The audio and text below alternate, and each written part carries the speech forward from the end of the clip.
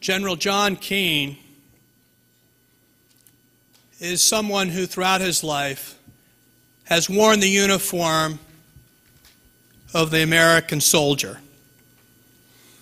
When it comes to implementing policy, whether that policy, as Richard said, is the policy of expediency or the policy of principle, we've always been fortunate in our country to have people who Richard talked about in the 9/11 Commission, to have people willing to stand up for American values aggressively. Jack Keane, as a retired four-star general and vice chief of staff to the United States Army, among his many duties and litany of accomplishments, I think we only need to name two. He's the recipient of the Silver Star and the Bronze Star for heroism under fire. This is a man who doesn't just talk the talk, but he walks the walk. And that's why it's so appropriate that we have him here today. Please give him a great round of applause and welcome him to the podium.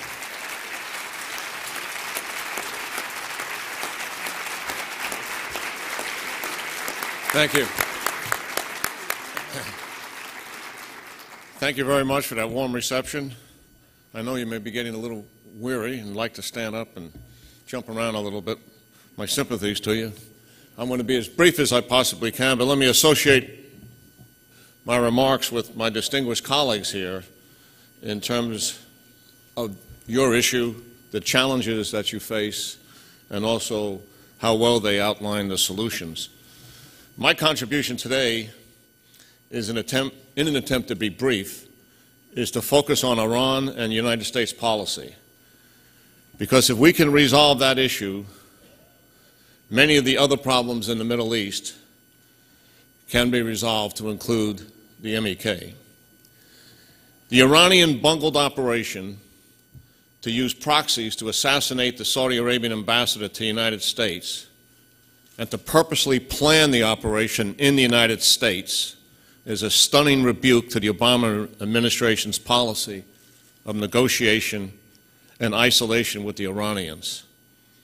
I provided the remarks that you're about to hear about 2 weeks ago to the Congress of the United States in a combined committee dealing with our issues with Iran. Indeed, Republican and Democratic administrations since 1980 have failed to deal effectively with the harsh reality that Iran is our #1 strategic enemy in the world. Frankly, the Iranians stated as much in 1980, that the United States was the enemy of the Islamic Revolution, and their intent was to drive the United States out of the region. Therefore, they have been systematically killing us for over 30 years. In 1983, their proxies, the Hezbollah, blew up the American embassy, the Marine barracks in Lebanon, and the embassy annex the following year, with a total of almost 500 lives lost. We not only had no response to this tragedy, but we pulled our troops out of Lebanon. In 1983, the Iranian-backed al-Dawa extremist group blew up the United States Embassy in Kuwait and attacked Raytheon's residential area, killing and wounding over 80. In 1984, the CIA station chief in Lebanon, William Buckley, was captured and eventually killed, which was the beginning of an Iranian-backed campaign to take high-profile hostages over a 10-year period. This led to the poorly conceived and ill-fated operation by the Reagan administration to exchange arms for hostages with the Iranians. In 1985, TWA Flight 847 was seized while en route to Rome, was forced to land in Beirut, which led to the killing of a U.S. Navy diver and dumping his body on a tarmac. Eventually, the airplane hostages were released as the Israelis released hundreds of extremist terrorists from Israeli jails. In 1996, the U.S. Air Force Khobar Towers barracks in Saudi Arabia was blown up by the Iranian-backed Hezbollah, killing 19 and wounding almost 400. Again, although our intelligence apparatus identified the culprits as Iranian-backed Hezbollah, we had no response, and we eventually shut down the United States military bases in Saudi Arabia. Since 2003 in Iraq, the Iranians have provided rockets, mortars, enhanced, improved explosive devices, and money to the Shia militia who are directly involved in killing U.S. troops in Iraq. Moreover, the Iraq Shia militia were trained by the Iranian Special Operations Force, the Quds Force, at training bases in Iran. While the Iranians were defeated politically and militarily in Iraq in 2009, the President's recent decision to withdraw all troops from Iraq puts our hard-fought gains in Iraq at risk and plays into the hands of the Iranians. Maliki, as we speak, is undermining his political opponents. He's driving key Sunni leaders out of the military, and he's consolidating his power base. The attack on Camp Ashraf is part of this strategy, with the Iranian fingerprints all over it. Similarly, the Iranians are supporting the Taliban in Afghanistan with money and ammunition. The action arm for Iran's state sponsorship of terrorism outside of their borders is led by General Qasem Soleimani, who has been in charge for over 15 years. General Soleimani has no military or political boss. He answers to only one person, the supreme leader in Iran, Khomeini.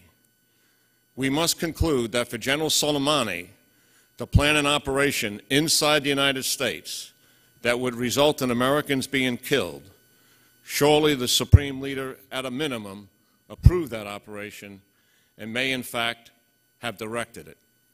Why did they want to do such a thing? Well, simply because they can. Not only that, they believe that we are weak and they would frankly get away with it.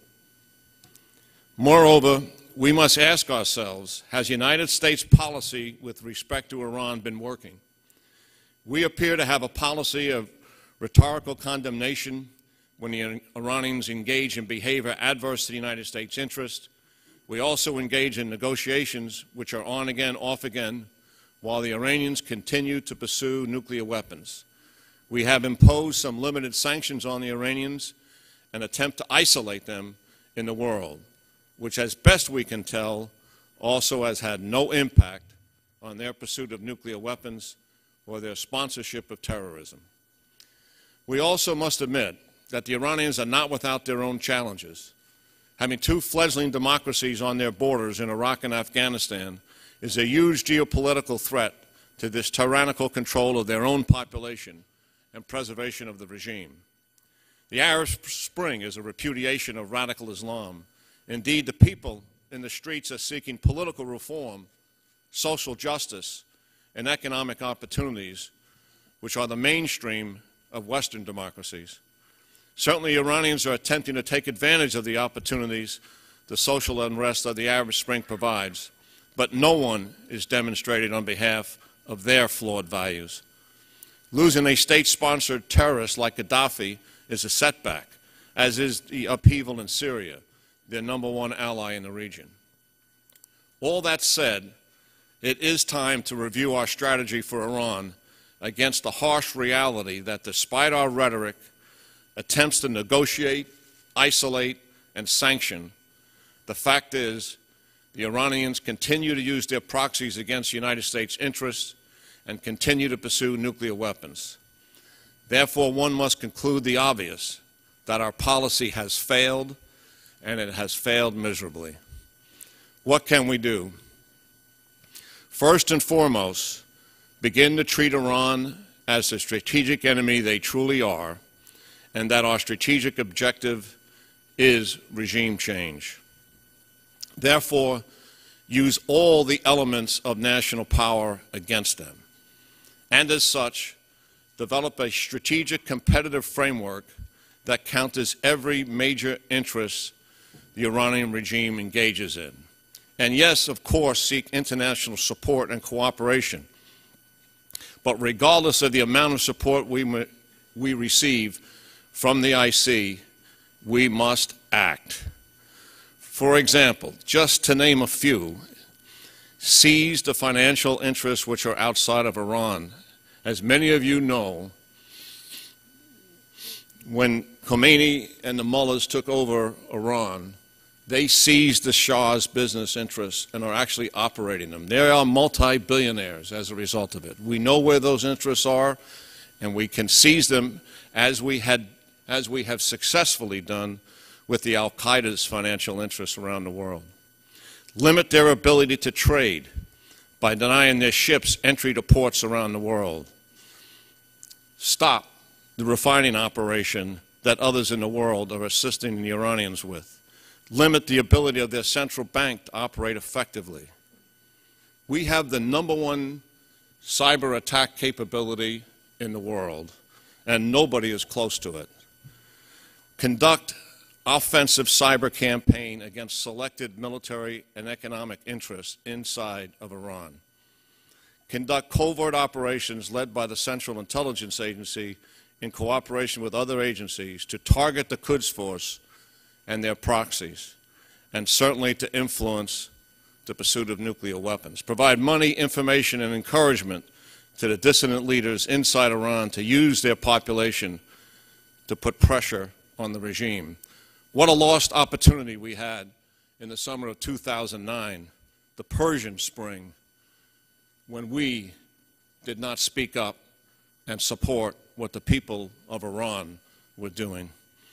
In my view, these measures have some chance to compel a behavior change or possibly even the regime to fall, because you want these sanctions and targeted operations to have a major impact on the people.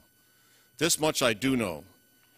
If we continue the half measures of the past, the Iranians will continue to kill us, will continue to sponsor terrorism and use their proxies against our interests, and will continue to pursue nuclear weapons.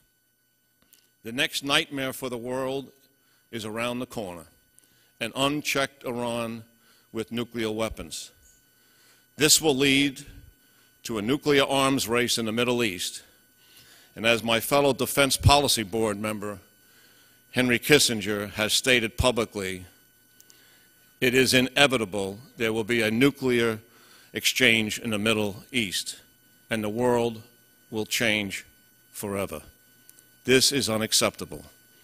And of all of the measures that I mentioned, and they are just a few of what can be done, if all of those measures fail to stop the Iranian pursuit of nuclear weapons, then we must attack that capability militarily to shut it down and delay this program and buy time for the Iranian people. What other choice do we have?